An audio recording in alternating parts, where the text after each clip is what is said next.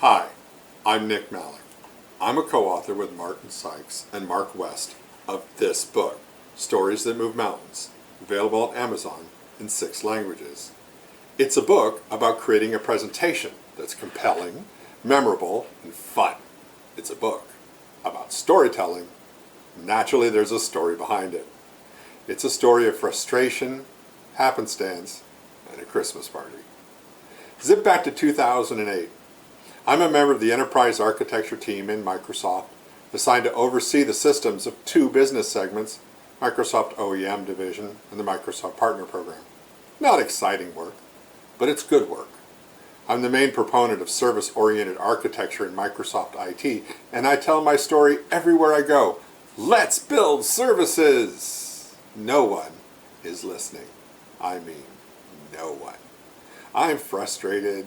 I'm tired. I feel like this just isn't getting anywhere. At the time, I'm working closely with another architect, Gabriel Morgan.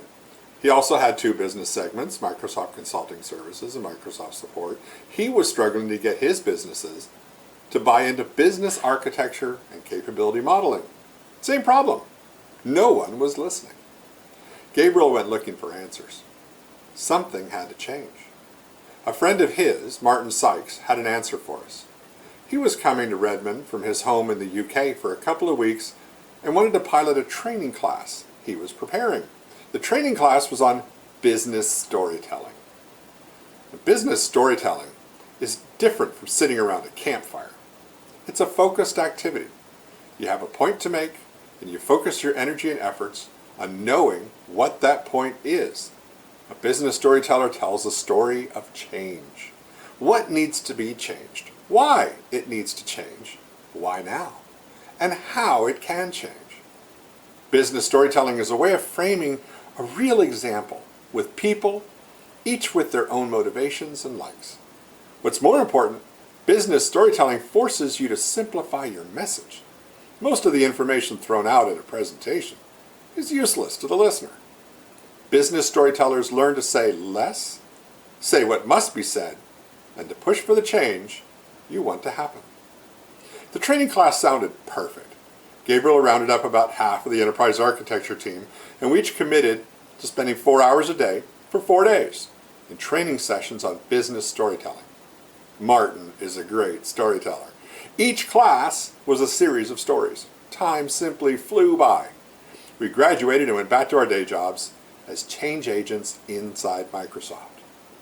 Fast forward a few months, and I'm working with the Microsoft operations team on their overall enterprise architecture.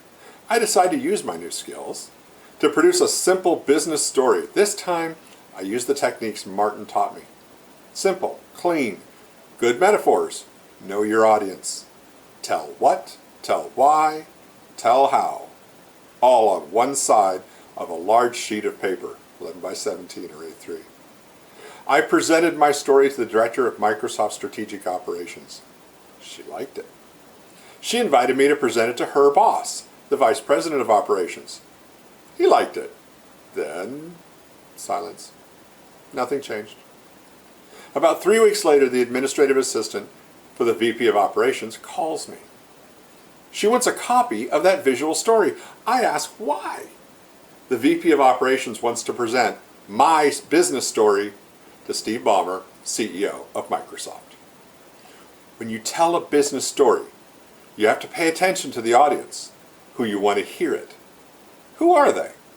How do they learn? How do they make decisions? What's in it for them?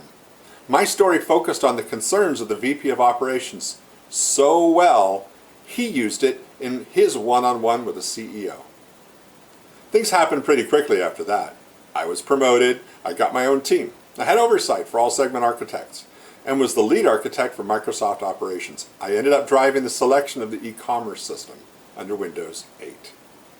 All from a single business story. Now that I had a team, I wanted them to learn business storytelling. Naturally, I called Martin Sykes. He was about to make another visit to Redmond, and I wanted him to teach his course again.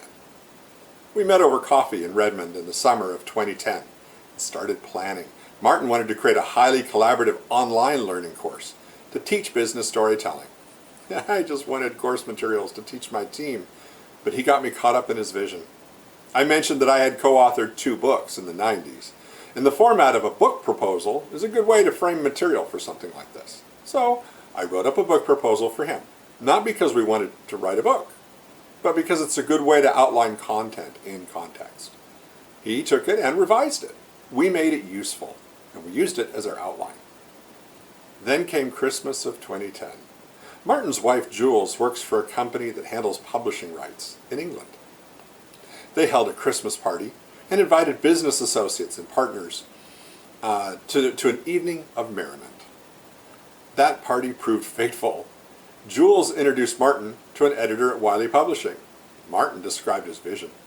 The editor asked if Martin had anything he could share, and Martin forwarded the book proposal. Before we knew it, we were writing a book. One of the key lessons of business storytelling is this: the story stands on its own. No one has to present it. If I send my story to the vice president, he can present it to the CEO. If Martin sends our story to an editor, a book is born. This book is the result of a 1.5 years of effort. There are hundreds of tips like these in Stories That Move Mountains. This book is for anyone who wants to convince people of an idea. It takes a step-by-step process, walking you through a clear process that we call CAST.